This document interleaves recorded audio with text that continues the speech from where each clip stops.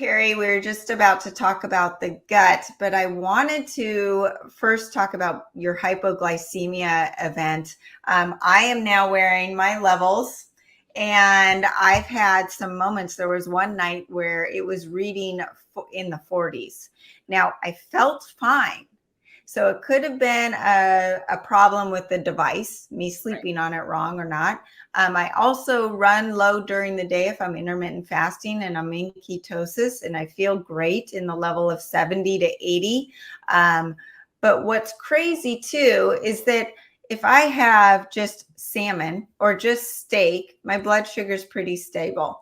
If I add a very green salad, my blood sugar really rises more than it should. And I'm sitting there going, am I eating the wrong healthy food for Sarah? Or is there more sugar in it than I think? Or is it an insulin response that's over exaggerated because of what you've been talking about? Yes. So yes to all of the above. So we're having an over-exaggerated insulin response. And what I found in my specific situation is everything that I had taken to manage really good insulin and glucose, like zinc and B vitamins and L-carnitine, which manages fat, was tanking my glucose because it was creating more insulin secretion than I needed. So it got to the point where really, even except for fatty fish, if I ate white fish, my insulin, my glucose would go to unusually low levels. Why? Because it's really high in zinc. And if I use too much zinc for my system, zinc modulates and puts insulin into the cells. So, and I was making too much insulin. So what I found was what we needed, and this is why you do so well on protein alone, are peptides and C-peptides. And I actually I invented a way to bring what I call a pre-peptide into your system, which it was amazing, Sarah. I don't drop anymore, but when I was trying to figure it out and my blood sugar would drop to like 68, by doing what I'm about to tell you, within 3 minutes, it was back in the mid 80s.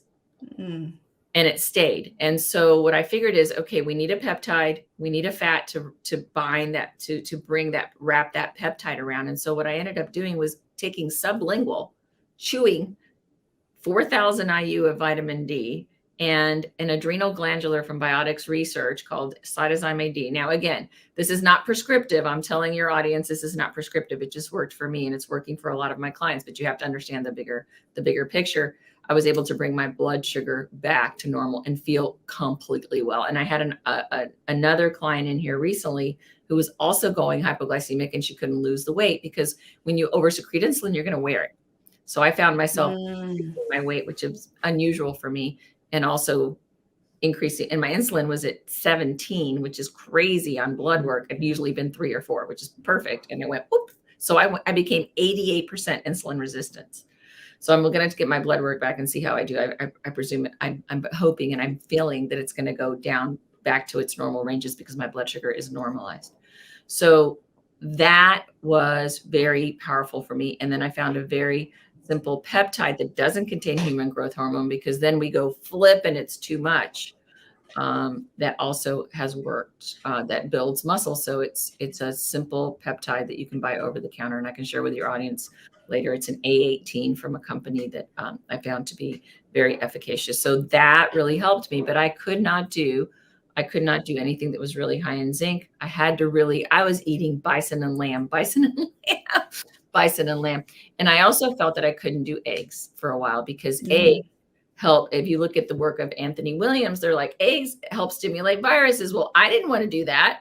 So I found that the only way I can eat eggs actually is if I add dairy to it, which is a calcium citrate to manage that fat, managing that viral load. Again, just the right amount of fat in the right way, even if you're fat malabsorbed work. Now, interestingly, today, the young woman that I said we just gave calcium D-glucarate for, she's so fat malabsorbed that this peptide, pre-peptide with the D and the cytosine AD didn't work for her.